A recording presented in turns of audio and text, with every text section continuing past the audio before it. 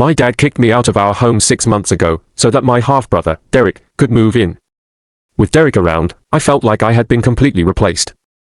It's been about 4 months since I turned 18, and now my dad and Derek are in a bind, asking me to lie for them to cover up Derek's crime that could send them both to jail.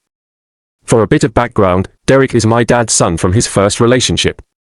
His mother and my dad broke up shortly after Derek was born, so their relationship hasn't been very strong. Growing up, Derek spent a lot of time at our place, more than he was supposed to according to their custody arrangement. I remember feeling like he was always around, but maybe that was just how my mind remembers it because I didn't like him much at all. My dad made us spend time together even though it was clear we couldn't stand each other. Derek was older and always saw me as some kind of competition, while I just felt like I had to put up with him. When my mom passed away a couple of years ago after a long battle with lung cancer, things started to get worse between my dad and me. Our relationship had never been great, but after losing my mom, it felt like everything just fell apart. I think my dad never really wanted a kid like me, maybe he didn't even want kids at all. He treated me strangely while I was growing up, often getting angry over the smallest things. I can't remember him ever being affectionate. No matter how hard I tried to bond with him, he just seemed distant and cold. With Derek, though, it was a different story. When he was around, my dad acted like the perfect father. He did everything that I wished he would do with me, but of course, he only did that for Derek. Even when both Derek and I expressed how much we disliked each other, my dad forced us to hang out. Derek picked on me constantly, using his size and age to his advantage. He bullied me for fun, pushing me around like it was a game. I knew my dad wouldn't stand up for me, so I just learned to take it. Whenever I told my dad about Derek's bullying, he just brushed it off, telling me to toughen up and deal with it. He said that was how boys played, and he didn't want me to grow up soft. So, I learned to keep quiet about it. I never fought back because I was always worried that my dad would get mad at me instead. It didn't matter if Derek was causing problems for me, if I ever fought him, I was the one who would get in trouble. My dad never seemed to care about my side of the story. It was clear he had a favorite, and it certainly wasn't me. As time went on, Derek started changing his approach to bullying me. Physical fights didn't work for him anymore, and by the time he got to high school, he began to team up with his friends to make my life miserable. School had been my safe space while I was in elementary school, but once I made it to middle school, everything changed. We ended up in the same building, and his friends joined in on the bullying, making fun of me and spreading nasty rumors. They would say horrible things about me, even claiming I was mentally challenged. It was like I had a target on my back, and there was no escaping it. In middle school, things weren't easy for me. People treated me like I had a disability because I was Derek's little brother. It wasn't just what they thought, they actually called me names. I heard slurs thrown at me, and it made my life miserable. When you enter middle school, everyone starts to care a lot more about their image. Suddenly, my friends from elementary school were too cool to talk to me. I became invisible to them because I didn't fit in. It wasn't until Derek graduated that I finally felt like I could breathe and just be myself at school. I did have a few friends here and there, but most of the kids believed the rumors and put me down. I was just too tired to fight back, so I let them say what they wanted. At home, things were no better. Derek and my dad would jump at any chance to make me feel worthless. They never let me forget that I was just the average kid, and I wasn't even that dumb. I had decent grades and was good at science, but that didn't matter to them. To my dad and Derek, I would always be the loser in the family. Derek was the star athlete, the one everyone admired. He was popular, smart, and just everything I wasn't. My dad always praised Derek while I felt like I was drowning in their shadows. I was ordinary in every way, and they took pleasure in reminding me of it every chance they got. My mom tried to have my back most of the time, but my dad was really good at convincing her that he was just joking around. She loved him and couldn't see how he treated me. I appreciated her attempts to defend me, but they never really worked. My dad continued to bully me, and so did Derek.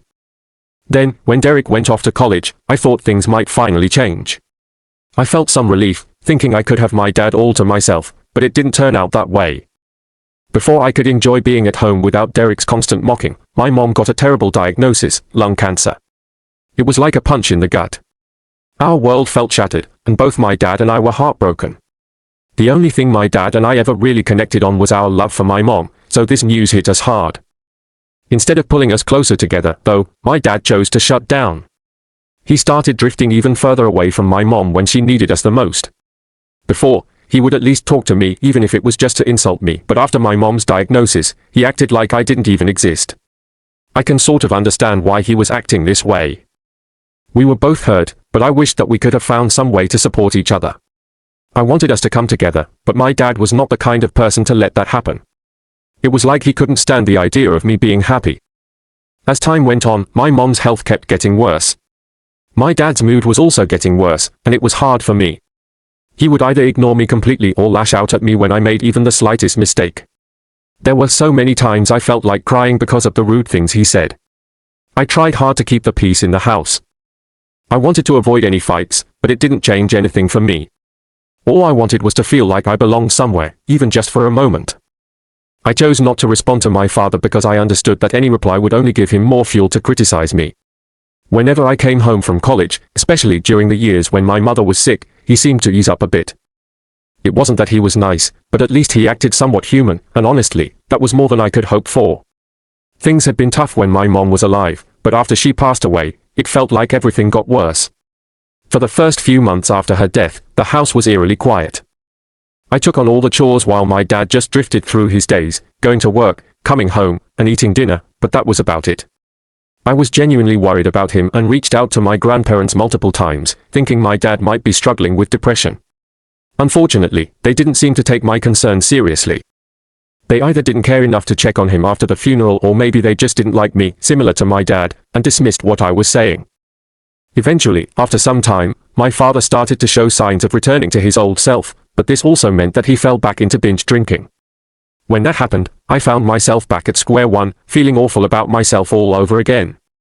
He began giving me orders to take care of things around the house, and it became exhausting. I was going to school and handling all the chores, tasks that my mom used to manage, even when she was unwell. My dad and I used to share the workload when she was around, but after her passing, all that responsibility fell squarely on my shoulders. I couldn't even complain because my father would counter my protests by reminding me that I wasn't contributing financially, so I should do my share of work to stay under his roof.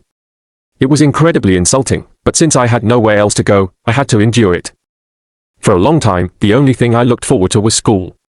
The thought of going to college was my light at the end of the tunnel because it meant I could finally escape my father. Once my mother was gone, this house felt less like home to me. I could have moved in with my mom's parents after her passing, but they lived far away and I still had a year left of school, so that wasn't realistic. Then a few months back, when my father found out that his favorite son, Derek, would be coming home, he kicked me out. That was how I ended up moving in with my grandparents. Derek had left for college a couple of years earlier and hadn't come back since. After graduation, he got a job and decided to stay where he was, mostly because his girlfriend wanted to build a life away from home. They had just graduated when they found out she was pregnant, and that led to Derek getting married about 2 years ago. Surprisingly, I was invited to the wedding, and for once, my father didn't bully me that day. My mother was there too, even with her condition. Not everyone liked my dad, but everyone liked my mom, and I think he was aware of that. He wasn't really close to his own mother, who honestly hadn't been a great mom. She was on her 4th marriage when Derek got married, and it felt like her priority was just to find wealth. She worked and made her own money, sure, but at the cost of her relationship with Derek. That probably explained why Derek clung to our father so much. He felt like our dad was the only parent who actually cared about him. And of course, Derek didn't want to share that parent with me. After their wedding, Dad remarried soon after. About 6 months ago, Derek and his family made the decision to move back after living happily in their new place for the past 2 years. My dad informed me about this change just 2 weeks before Derek was set to return home, and he seemed really pleased with himself as he told me the news. He sat me down one day and dropped a bombshell. I needed to find a new place to live because Derek was coming back, and I had to give up my room. We had 3 bedrooms in our house, so I asked my dad why they couldn't just use the guest room. He told me that Derek and his wife were planning to stay in the guest room, and they needed my room to be converted into a nursery for their baby. According to him, it was crucial that I leave the house because I was close to turning 18, and it was time for me to be on my own. I felt that his demand to kick me out was both unnecessary and selfish, especially considering he wanted to move back in with his family. I tried talking back to my dad, but he wasn't interested in my feelings. He had already made up his mind. He gave me a 2-week deadline to move out, and if I didn't, he threatened to call the police. At that moment, I realized there might have been some legal ways to challenge what he was doing, but I was too panicked to think straight. I didn't trust him, and I knew he could easily kick me out without any notice. So, I scrambled to find a new place to live. Eventually, I decided to move in with my grandparents. I had avoided that option before because they lived far away and I still had school, but I felt desperate. There were only a couple of weeks left in high school anyway, so I thought I could handle the situation. Within days, I packed up my things and moved out before Derek returned home with his family. My dad didn't seem to care or even say goodbye when I left. On moving day, my grandparents drove over in their truck to help me. They were ready to confront my dad, but I stopped them. I didn't want to deal with drama. 6 months have passed since that day, and I have been living with my grandparents without any contact with my dad. I had no intention of reaching out to him or Derek at all. I was about to start college soon, and I felt no need to reconnect with them. However, everything changed when they reached out to me because they needed help. A few days ago, they showed up at my grandparents' house, and I was surprised since I didn't expect to hear from them again. My grandparents let them in, and I decided to have a chat with them because they looked really desperate. During our conversation, I found out that Derek came back because he had lost his job and was struggling to pay the rent. He and his wife decided returning was the best option for them. She wanted to be a stay-at-home mom and didn't plan to work until their child was older, so they figured this move would be good for them. However, once they arrived, they realized that finding work was harder than they thought. The companies around were not hiring, and there were many people with Derek's skills looking for jobs, making it tough for him to stand out. Luckily, my dad managed to get Derek a job at his company.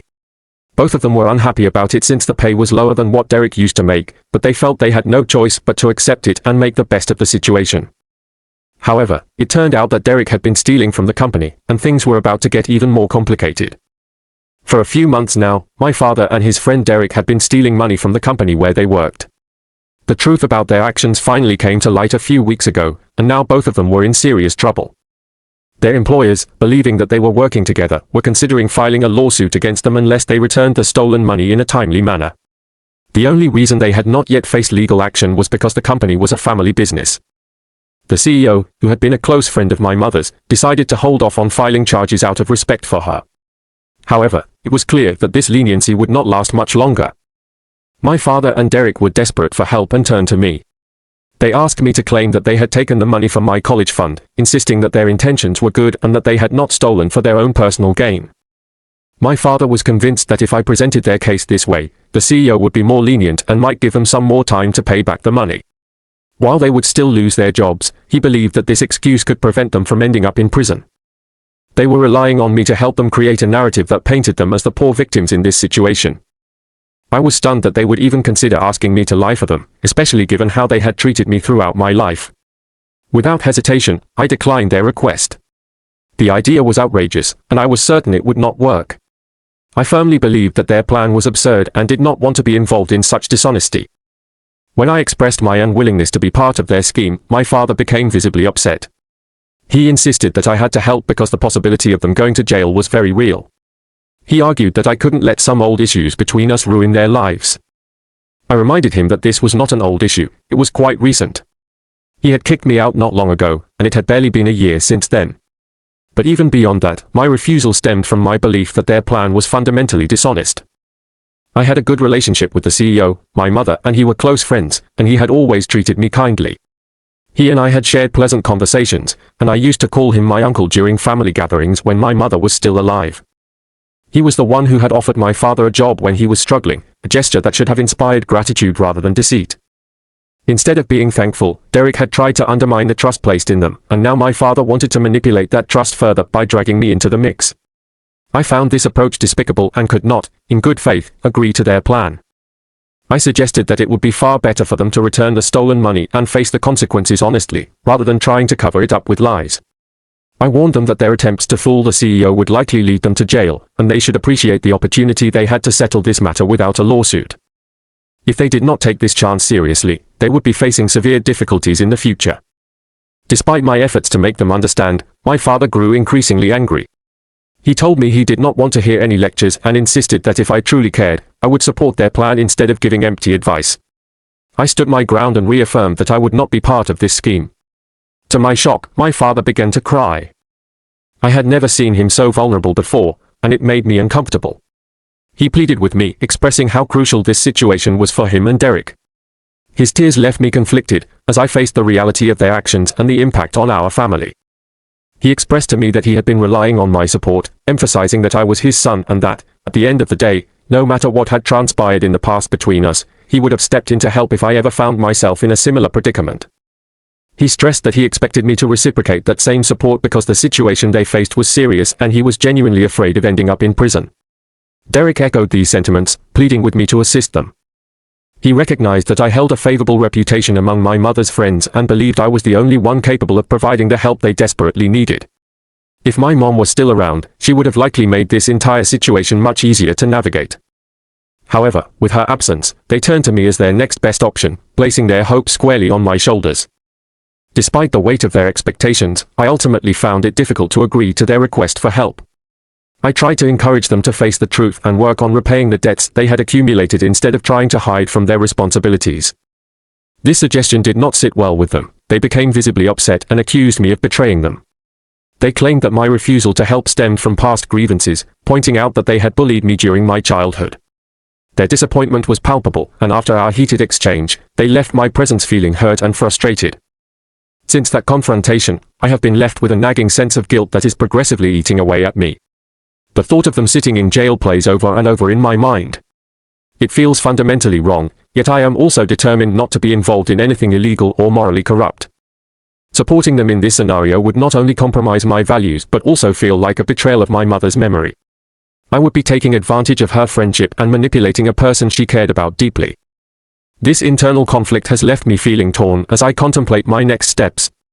Time is critical because my father and Derek do not have endless opportunities to resolve their financial problems. It is incredibly difficult to reconcile my desire to support them with the reality that they have mistreated me throughout my life. After much contemplation, I have reached a decision. I will stick with my choice to not assist them. The nature of their request is unethical and illegal, and I have no desire to involve myself in such actions. If my father and Derek want to avoid jail, it is up to them to figure this out on their own. They have a chance to make amends by returning the money Derek took and repairing their reputations. This empowers me to feel justified in not feeling guilty. I did not put them in this situation. The overwhelming majority of feedback from others aligns with my decision to stay out of this mess, particularly given their history of mistreatment toward me. I firmly recognize that I would never be able to reconcile my conscience with their actions. Moreover, my grandparents support my choice to distance myself from this issue. They emphasize that it is their mess, and now it is their responsibility to resolve it. They cannot summon any expectations of me after they have treated me poorly for so long. In a recent update, my father reached out to me via text just as I anticipated. It had been 8 days since his last visit, and we had not communicated since. He used a different phone number to call me, one I did not recognize. When I realized who was calling, I hastily hung up. Unfortunately, I hesitated just long enough to not block his number before he managed to send me a message. In his text, he acknowledged my reluctance to discuss the situation further but insisted that both he and Derek were in significant trouble and urgently needed my help. He mentioned that their employer was pressuring them daily, threatening to take action if they failed to return the money owed. If my father did not settle his debt, he would be forced to face a lawsuit, which weighed heavily on my mind and stirred feelings of guilt within me. Despite those feelings, I decided to text him, clearly stating that I would not be assisting him in any way. I urged him to explore other options for repaying the money rather than trying to escape from the responsibility. After sending the message, I chose to block him from my phone. I sincerely hoped he would grasp my perspective, but even if he didn't fully understand, my wish remained that he would make the right choices. The thought of having a father who could be imprisoned was unsettling and filled me with dread. In an update about the situation, I shared that I had not yet received any response from my father. However, my grandparents informed me that they had reached out to my mother's friend, who is a CEO, to get insight into what my father was planning to do next. Up to this point, we had avoided contacting the CEO because of his busy schedule, respected his time, and didn't want to impose. Nevertheless, it became essential for us to find out what was really happening, as direct communication with my father or Derek was no longer a viable option. My grandfather had a conversation with the CEO, who informed us that my father was still considering filing a lawsuit if he did not receive the repayment within a couple of months. The CEO mentioned that he was willing to let the matter slide due to his friendship with my mother but could not excuse the debt entirely. I found this response respectful and generous, especially considering that many people might not have shown such understanding in a similar circumstance. During the conversation, the CEO even expressed his regret about the situation I was facing, which I appreciated. I reassured him that it was not a significant issue for me since I no longer lived with my father, and frankly, I felt that he deserved the consequences of his actions. At this point, we remained uncertain about what would transpire next. However, I held on to the belief that my father was intelligent enough to realize he needed to repay the amount owed to avoid the risk of incarceration. While it might take some time, I was confident that he would find a way to resolve the situation and that I had little to worry about. Additionally, I had an extensive discussion with my mother's friend. He shared with me that my mother had spoken to him prior to her passing, expressing that he should always be ready to help me if I ever needed an internship for some quick money or a job in general. This information was comforting, knowing that even after her death, she continued to look out for me. It brought me happiness to realize that I had someone in my corner willing to support me, reinforcing the bond we shared even in her absence.